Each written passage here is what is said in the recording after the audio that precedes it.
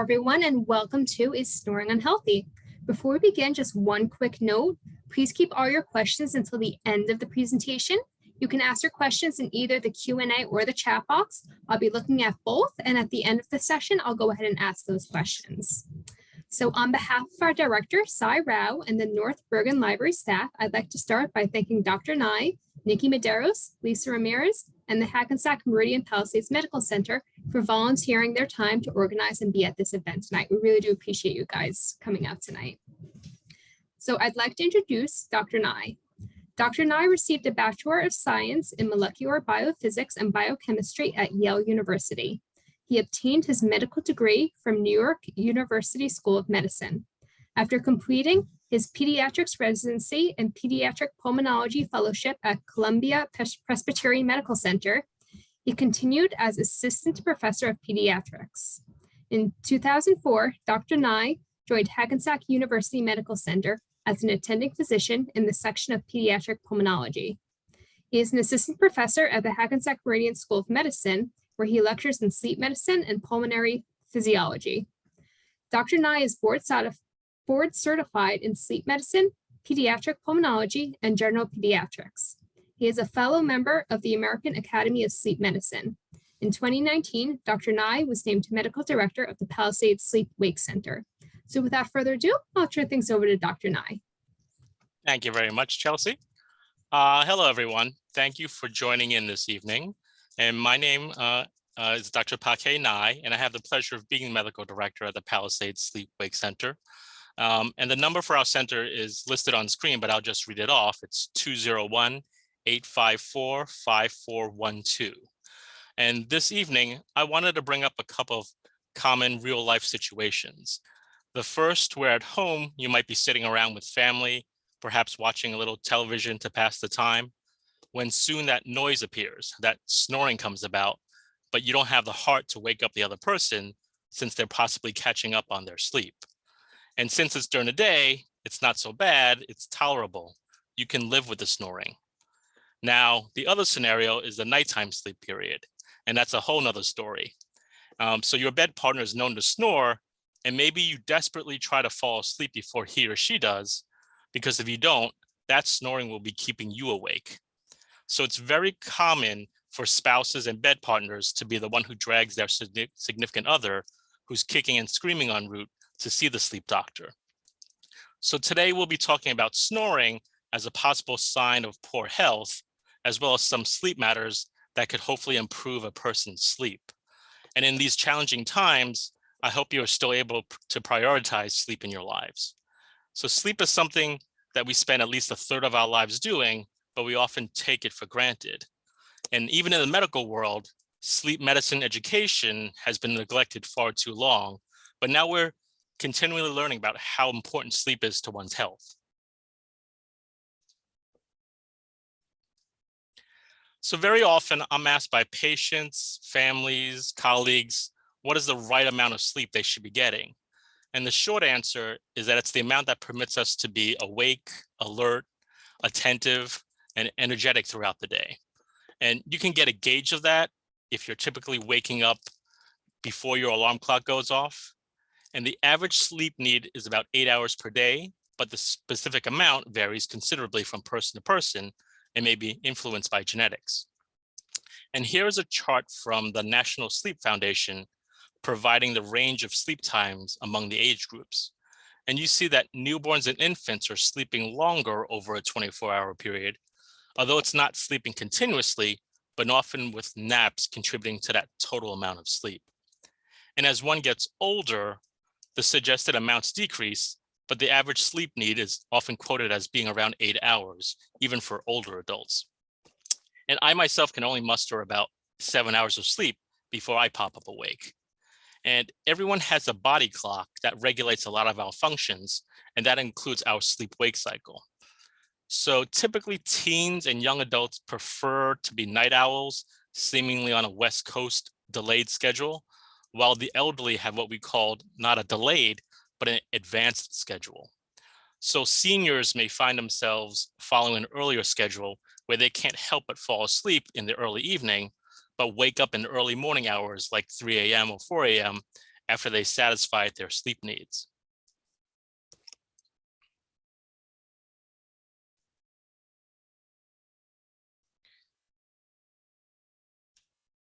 This next slide similarly shows that infants obtain much more sleep than the elderly. It also breaks down sleep into two types, what's called non-REM sleep and REM sleep. And most people have heard of REM sleep, or rapid eye movement sleep, where you're more likely to have that eye fluttering. And REM sleep is often equated with dream sleep, and REM sleep occurs more often in the second half of your nighttime sleep.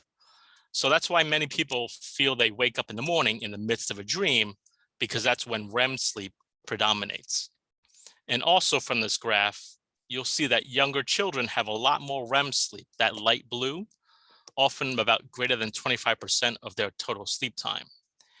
And as we age, this amount and percentage of REM sleep gradually diminishes.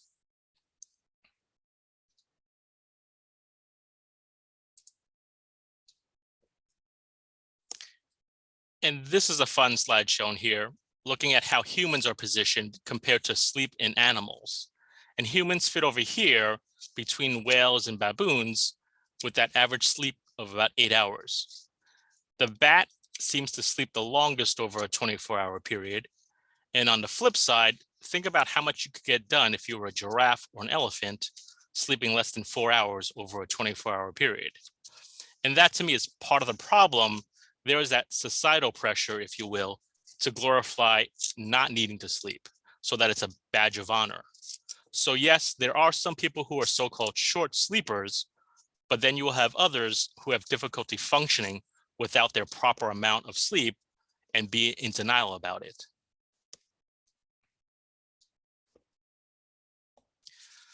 So when a patient comes to see me, we review what's called their sleep hygiene and environment. And that's me from 10 plus years ago with my son, who would be horrified with me showing this. And most of us would do well with a consistently regular sleep schedule, meaning bedtime and awakening time being about the same every day. And most people can well tolerate about a 1 hour difference between a weekday night and a weekend night schedule, like delaying bedtime from 10 p.m. to 11 p.m. on a weekend. I know it may seem a bit too regimented, but if you were out and about past midnight on a Friday night or Saturday night, and then waking up later, then some people experience that Sunday night phenomenon, where you have difficulty going to sleep on Sunday night, and that throws you off for the entire next week.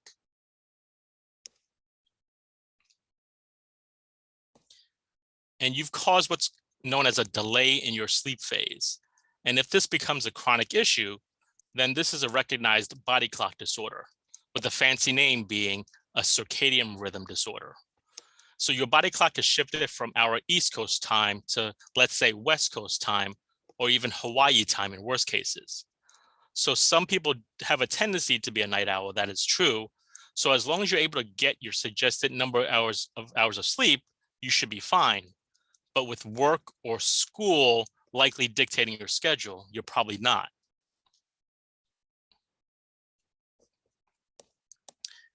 Resuming, I'll look at other aspects of sleep hygiene. The evening activity, that hour or so before bedtime, should be a quiet time, not necessarily high energy or rough play for kids. Exercise is, of course, encouraged, particularly outdoors and on a consistent schedule, at least a few hours before bedtime. That bedtime routine, particularly for young children, should amount to about the same 20 to 30 minutes of calm activity, like a bath or shower, a story time, or even talking about the day, with the last part in the bedroom for a winding down. And the bedroom itself should be a quiet, cool, dark room, although a dim nightlight may be used. And parents should really avoid using the bedroom for punishment or timeouts. For a child, you want to maintain the bedroom as a place he or she associates as a good place to make it conducive for sleep. It would also be preferable not to have work or homework done or a laptop being used on the bed. And the bed should not be thought of as an activity center. And actually, before I address electronics and TV, just a word about naps. They should be geared towards the child's age and developmental needs. Most 1-year-olds have 2 to 3 naps. 4-year-olds may still maintain an early afternoon nap, that often occurs in the daycare or preschool settings. And however, you also want to avoid naps that are too frequent or too lengthy, as that may encroach upon the nighttime sleep period. Electronics at bedtime. So even dating back to the second half of the 20th century, there's been less reduction in the surrounding light in the evening hours, and that's due to artificial lighting. You'll add to that the many digital and electronic devices, and you definitely have a surplus of light, which will delay your circadian rhythm, your sleep phase. And let me mention that in your brain, there's something called a pineal gland that typically releases melatonin, which is also known as the dark hormone. And it releases it about 2 hours before you actually sleep. But with all these devices emitting light, particularly a blue wavelength of light, this suppresses and delays the body's own release of melatonin. So these devices are often taken to bed, and you have this blue light, not to mention the content of what's being watched, and they're both serving to keep you stimulated and less likely to fall asleep. So you're missing your body's very own cue, its own melatonin, its very own signal, which is trying to set the stage for sleep. And yes, I know some of these devices have either built-in or external filters, but they are not perfect by any means. So you can imagine how teenagers and young adults are finding increasing difficulty falling asleep, but once again, being in denial about it. And I tell my patients to try to be off electronics for at least 1 hour before bedtime before they want to fall asleep, but I know it's easier said than done. And a word about caffeine. Though you may not think of it this way, caffeine is indeed a drug, and the world's most popular drug, no less. And it can have its alerting effects take place by 15 minutes after you drink it, and it has a relatively long half-life of 5 to 6 hours. So that regular 8-ounce cup of coffee may have 100+ milligrams of caffeine, so one of those supersized coffees can take you up even higher. And most people can tolerate about 400 milligrams of caffeine per day, or about 3 cups. And we have kids also drinking these energy drinks with a whole lot of caffeine that they may be unaware of. As a general rule, you probably want to have your last caffeinated beverage by mid-afternoon, like 3 p.m., but definitely by 3 to 4 hours before your expected bedtime.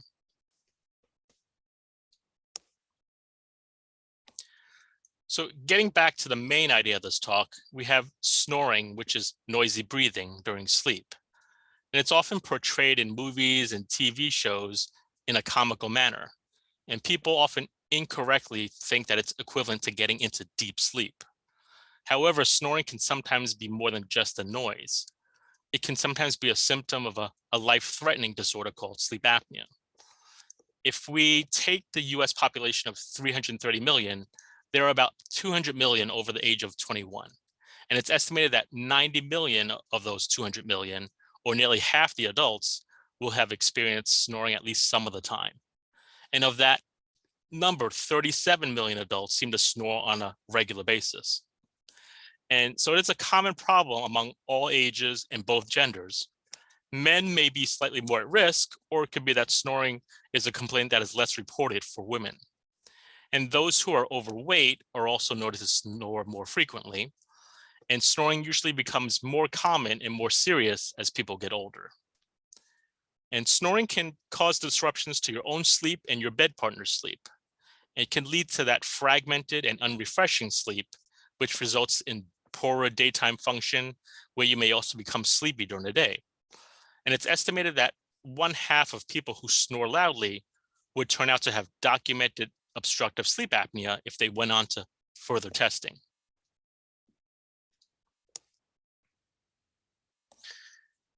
If we look at the anatomy, certain structural variations of the head known as craniofacial factors may make someone more likely to snore. And on the left, you have a so-called standard sized airway in the reddish pink areas, which is surrounded up top by your uvula, that thing that looks like a punching bag in the middle, as well as your soft palate. In your mouth and throat area, you have your tongue and something called an epiglottis, which marks the top of your windpipe. And on the right picture, some people have a smaller than average jaw, what we call micrognathia, or a pushback receding jaw known as retrognathia. And either of these conditions reduces the airway size. Or the airway size may be narrowed due to fat deposition of the tongue or the surrounding airway walls, such as when someone is obese. So anything that narrows the airway or decreases muscle tone can cause that snoring. So when you sleep, the muscles of your throat relax, your tongue falls backward, and your throat becomes narrow and floppy. And as you breathe, the walls of the throat begin to vibrate, generally when you breathe in, but also to a lesser extent when you breathe out. And so these vibrations lead to those sounds of snoring. And the more narrow your airway becomes, the greater the vibration and the louder you're snoring. So sometimes snoring can sound like a light rustle or rattle. Other nights it might sound like a buzz saw. So I'm going to give you some examples of this.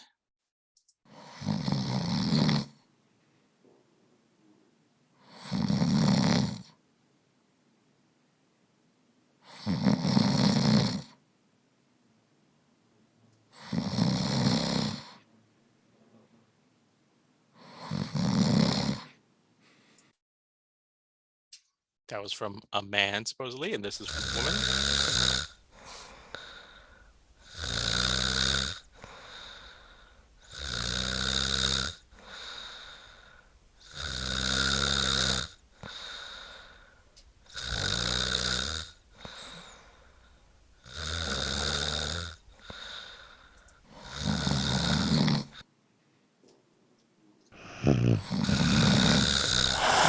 Sorry about that. So in adults, their snoring likely comes about from the structure surrounding the airway, whereas in children, their blockage and noisy breathing comes from things that grow within or into the airway, like tonsils in your mouth or something called adenoids, which are situated behind your nose. But to see adenoids directly, that requires an ear, nose, and throat specialist who can use a small flexible camera to see further into a person's nose to see if the adenoids are enlarged. But over here in this slide, we focus on a diagram and picture of big tonsils. You'll notice that there's a 0 to 4 scale of grading tonsils, with 4 being described as kissing or touching tonsils. And the picture on the right shows about size 3 tonsils, but you'll also notice that uvula, that punching bag in the middle, it's also swollen and enlarged. And it's not always the case, but for someone who's susceptible to frequent strep throat infections, this has a tendency to build up this kind of tonsillar tissue.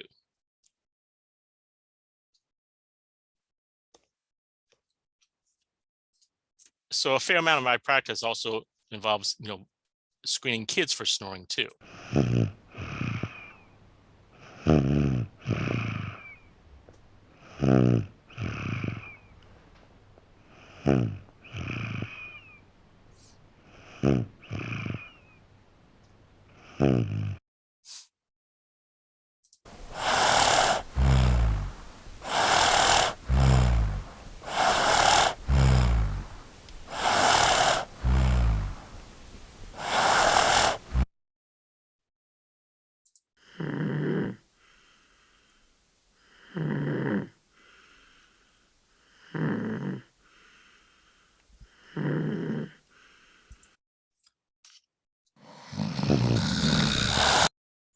So you notice that children can snore just as loudly, just as turbulent as adults do. So people who snore may be unaware of their snoring and therefore may have to rely on others to tell them. And your loved ones may be the first in line to report back to you about your snoring. And I do have to say, when my wife tells me that about my occasional snoring, my initial reaction is always defensive. No, I didn't. But then I realize I'm not the one who's suffering and the unwilling victim of my snoring. But as you can see, snoring can be quite loud. If we take normal speech to be about 60 decibels of volume, snoring is at least that loud and often louder. There are several factors that can cause snoring to worsen. And as shown before, the abnormalities of the nose and throat, such as enlarged adenoids or tonsils, nasal polyps, or a deviated nasal septum, can lead to a narrow passageway. So nasal polyps are those soft growths that sometimes line the the insides of the sinuses, whereas a deviated septum is a condition that occurs when the wall that divides the nostrils is shifted to one side. Older age, because the throat muscles relax as you get older, snoring is a common consequence of the normal aging process. Another trigger for snoring is nose and throat inflammation during allergy season, particularly, or during other respiratory illnesses or common colds. Sleep position, particularly sleeping on your back, often leads to more snoring because gravity lets the tissues in the upper airway relax backwards, and that blocks the airway too. Alcohol is a strong muscle relaxant, so that nightcap before bedtime may cause snoring. And same with other, muscle relaxant medicines that might be taken in the evening. Alcohol also disrupts your body clock. It's also known to reduce REM sleep, and it can also lead to those extra bathroom trips, since it's what's known as a diuretic.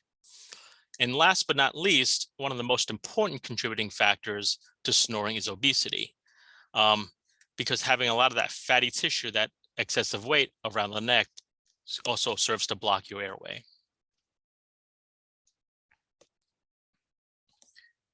If you looked into the Guinness Book of World Records and snoring, you'd find this. And this was written in a news article. It says, the grandmother of 4 has been diagnosed with one of Britain's loudest snores and is noisier than a jet plane. And this woman, aged 60, snores every night at a window rattling 111 decibels, 8 decibels louder than the roar of a low-flying jet, much to the dismay of her long-suffering husband. And this retired bank worker could drown out the sounds of a spinning washing machine, a diesel truck, a farm tractor, or a speeding express train. So I do feel badly for all those bed partners that have to resort to putting pillows over their heads or even earplugs just to try to escape the noise. So what is there to do? For people who only experience mild or occasional snoring, who still wake up feeling refreshed and function well during the day, they may try some of these remedies. Losing weight should be a top priority, but it's not something that could be accomplished quickly. You do want to avoid tranquilizers, sleeping pills, and even antihistamines like Benadryl before bedtime. You should also avoid alcohol for at least 4 hours and heavy meals or snacks for 3 hours before going to sleep. And establishing regular sleep patterns is always encouraged, since good sleep-wake schedules tend to be self-reinforcing. That way, you could hopefully eliminate the need for any of these sleep pills that you use just to get to sleep. And lastly, you could try to sleep more on your side rather than on your back. I mean, you can train yourself to sleep on your side or belly, or some people will use devices that prevent them from rolling onto their backs, or even a tennis ball that's sewn into the back of your pajama top. That has been mentioned to do the trick as well.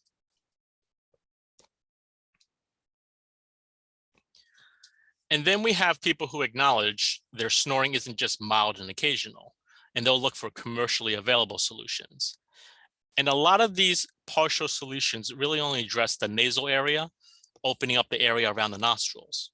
But from our look at the anatomy earlier, you might remember that much of the snoring originates farther back, in that space between the palate and behind the tongue, behind the palate and behind the tongue. And my favorite over here is on the lower right with that clothespin, but that's really not feasible. And the one on the bottom middle is using magnets. And there's also a safety issue with these products, meaning even if you did eliminate the noise, they could still be the fundamental problem with your breathing during sleep, which is not being addressed by these nasal solutions.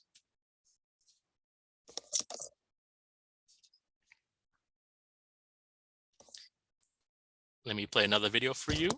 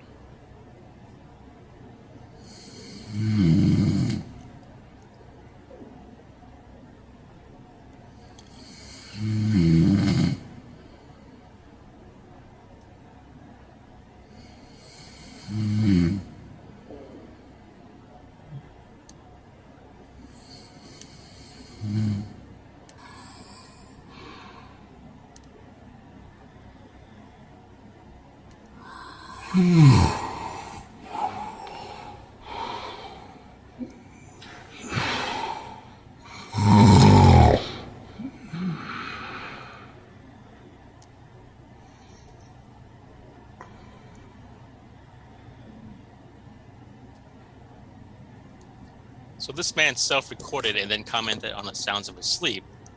So you heard that regular snoring, but what's most remarkable is that uncomfortable silence for sometimes even 30+ seconds. So the snoring shouldn't be dismissed or overlooked, but now it's associated with the gasping, the choking sounds, or outright pauses or stoppages. So that's what's known as sleep apnea. So these associated sounds should signal to you that something more serious should be considered.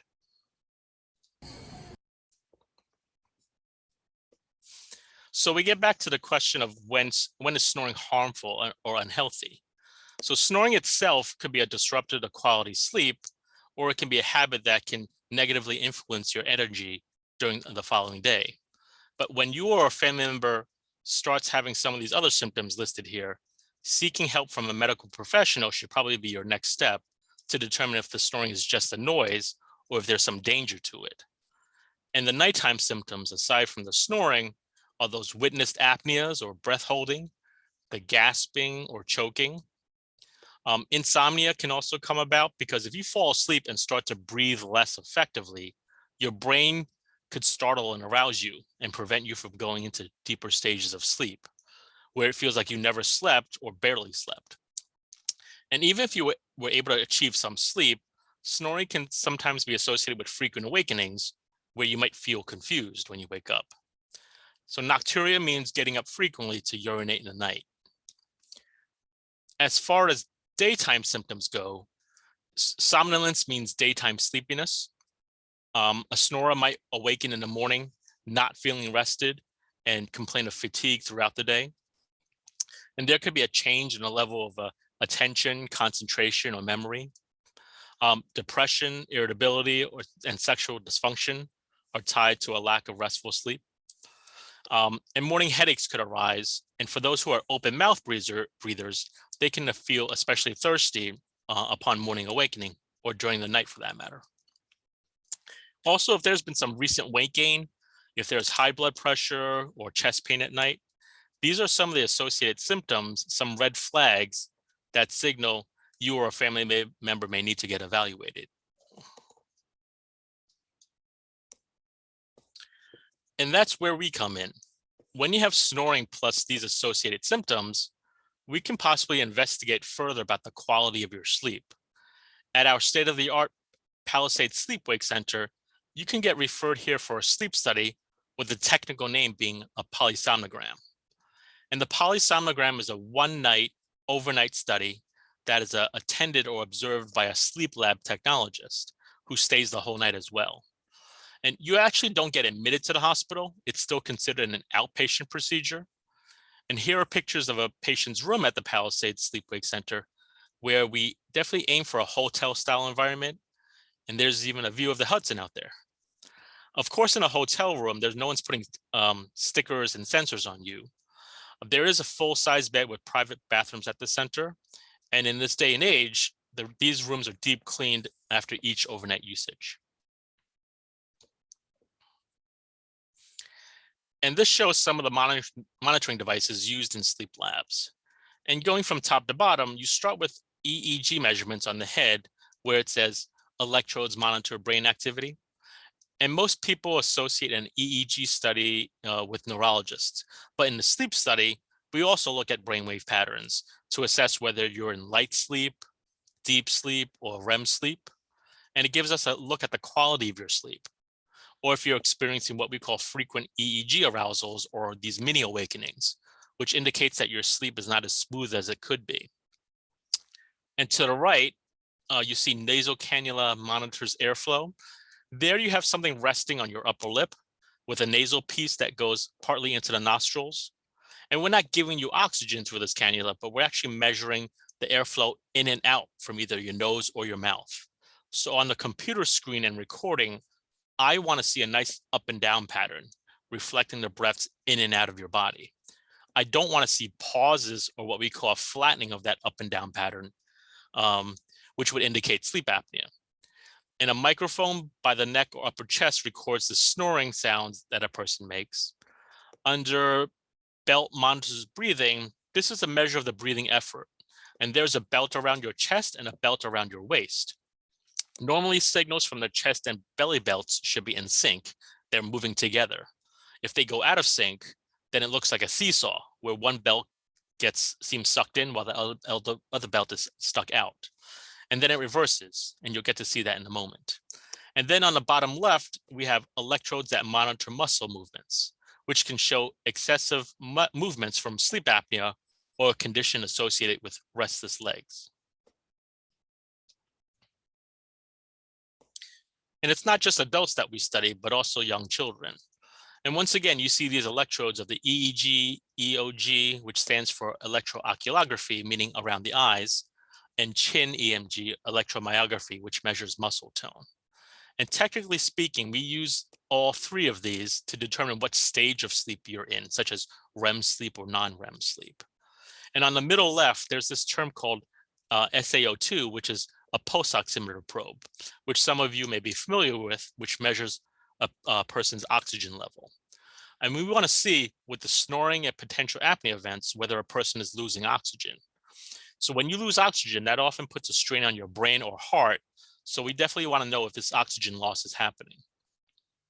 An infrared camera on your right is used to film in the light and dark. And a sleep technologist stays overnight in case things fall off or tends to technical issues. And with all this technology on you, you might think, how am I ever going to be able to sleep?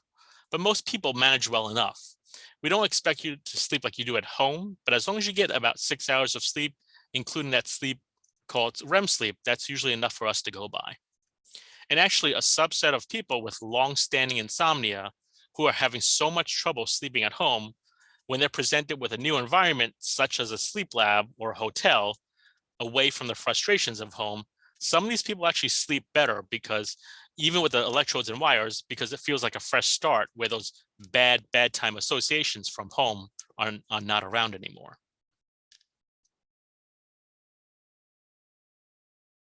Here's a clip of a young boy who came in for a sleep study.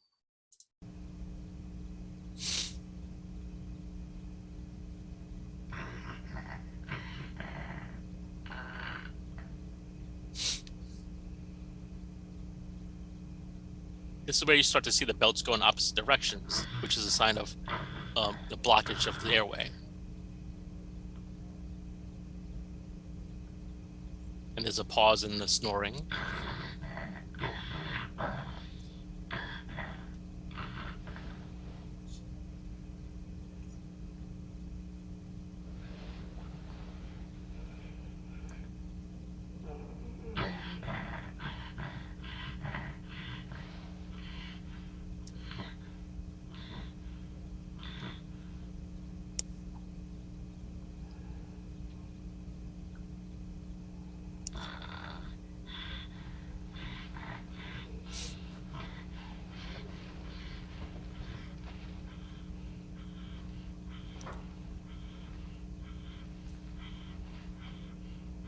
So from this kind of study, we can determine whether someone does or doesn't have sleep apnea.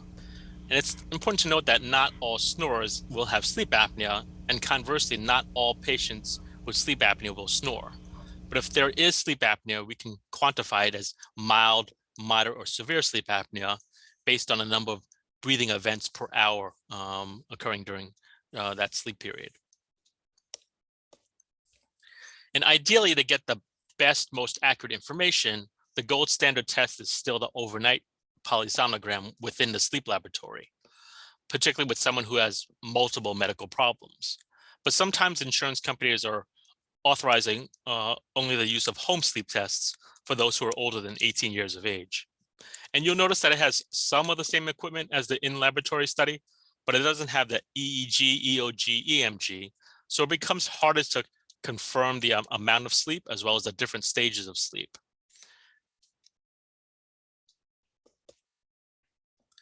So whether it's snoring or true sleep apnea, there are some shared therapies that we use. And I talked before about lifestyle modifications of losing weight, sleeping on your side, or avoiding alcohol and sedatives. There are also devices out there called oral appliances, which can be fitted by a dentist or an orthodontist, which can be used for snoring or mild sleep apnea. If there are suspected nasal or oral blockages, then an ear, nose, and throat consultation may be in order to discuss nasal sprays or possibly surgery. Now, if the investigation into snoring has led to the confirmation of sleep apnea, then people do benefit from the use of what's called CPAP, or continuous positive airway pressure. And normally we are technically negative pressure breathers, meaning we activate our main breathing muscle, the diaphragm, to contract, and this serves to draw the air in. Because a person with sleep apnea is not successful at this negative pressure breathing, if you look at the upper airway closure on the left picture, and then on the right side, positive airway pressure is used on the right to provide what we call an air splint. So the added pressure coming from that CPAP machine pushes open the airway passages. So now the air and important gases like oxygen and carbon dioxide can be exchanged further down in the lungs.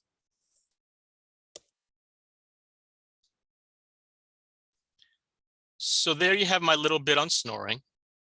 Snoring is common enough that it's bound to touch upon everybody's life, whether it's personal with yourself being the snorer, or just as likely with a family member. So if there are any questions, I'll be happy to take them. And just as a reminder, you can put your questions in either the chat box or the Q&A box. I'll be looking in both places. And doctor, we did have one question come in during the presentation. Yes. Does snoring happen most often in REM or non-REM sleep? It's probably going to be equal, but actually more likely to happen more in REM sleep. When you go into REM sleep, remember, usually dreaming in that, and you're not, remember, there's a protective response. You're not acting out your dreams. So when you go to sleep and you dream, your muscles get shut down. And then when you're in REM sleep, they shut down even more, the muscle tone. So that's why you might have snoring and apnea come about more during REM sleep as opposed to non-REM sleep.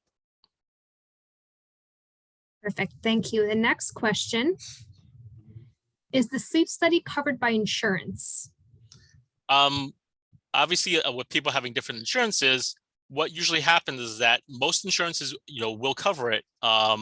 And we usually find that out by having a setup date for the sleep test, and then our clerical staff will work to get with the insurance company to get it authorized. So, like I said, I haven't heard of any denials from insurance companies. Perfect. Thank you. The next question, you mentioned earlier that around 50% of snorers have sleep apnea. What about the second half? Those are probably your chronic snorers. So it's at that point, it's just a noise that they're not in any medical danger, but it's just an intrusive noise that is bothersome for the people around you. But like I said, it's going to be hard. You can't really go by the intensity or the loudness of the snoring, because some people snore and yet they don't have sleep apnea. Like I said, some people don't have the loud snoring, yet they still wind up having documented sleep apnea when we bring them in for a sleep test. Thank you. The next question is, does insomnia qualify you for a sleep study? Insomnia by itself, probably does not. It will, when sleep doctors bring you in for a sleep consultation, they really should review your whole personal sleep hygiene to see if there's things that might cause you to have insomnia. That means, like I said, I was talking about the bedroom environments, the routine leading up to your sleeping. If you came by yourself, you're not going to know necessarily if you snore. But like I said, there's certain things that we add on to the sleep history to make it, if there's any hint of snoring, that usually qualifies you for a sleep study. Thank you. The next question, is sleep apnea hereditary? We do see it run in some certain families. In adults, the typical person with sleep apnea is a male who's on the heavy side, whereas in kids, it's usually not necessarily obesity, but it's kids with big adenoids and big tonsils. But with the obesity epidemic, we're seeing that even if you take out the tonsils and adenoids, if there's a family predisposition to obesity, then those kids may not be so successful with just taking out their tonsils and adenoids, and they may still have leftover residual sleep apnea that we may have to put them on these CPAP devices on if they have significant enough sleep apnea. Thank you. The next question, are there any treatments for people who are just snorers to help them stop, as in they don't have an underlying reason for it? Those nasal strips, I'm not trying to make light of it, though they do work to some extent to eliminate some of the noises.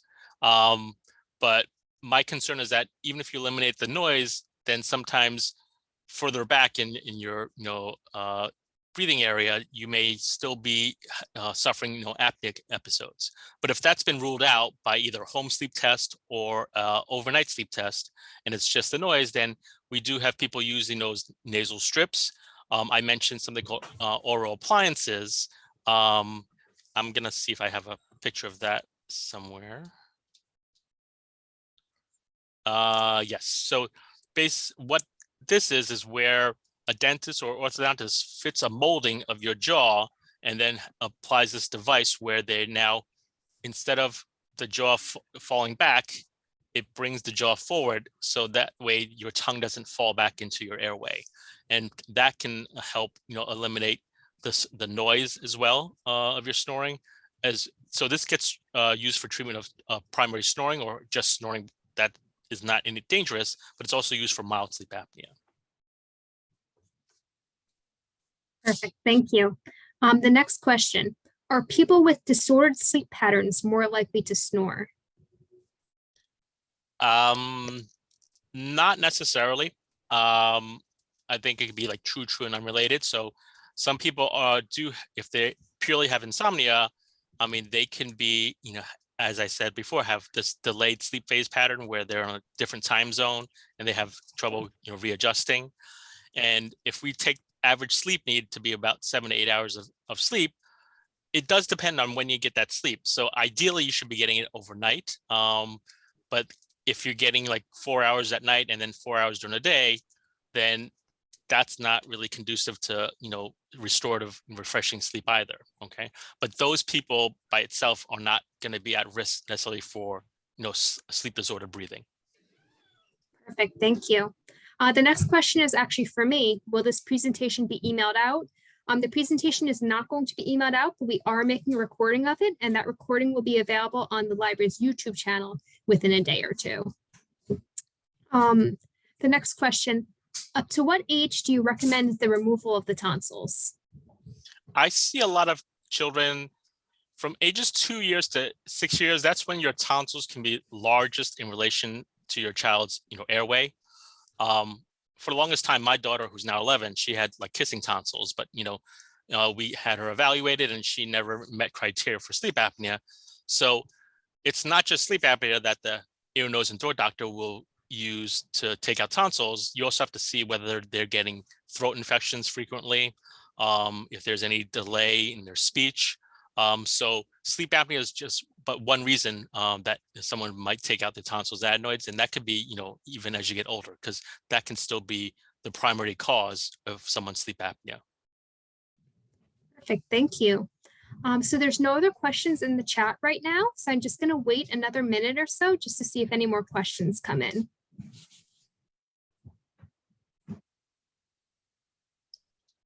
And again, you guys can use either the chat box or the Q&A. I'll be looking at both.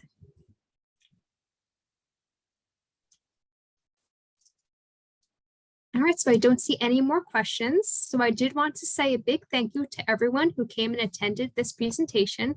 We're so happy that you guys came out and spent your evening with us.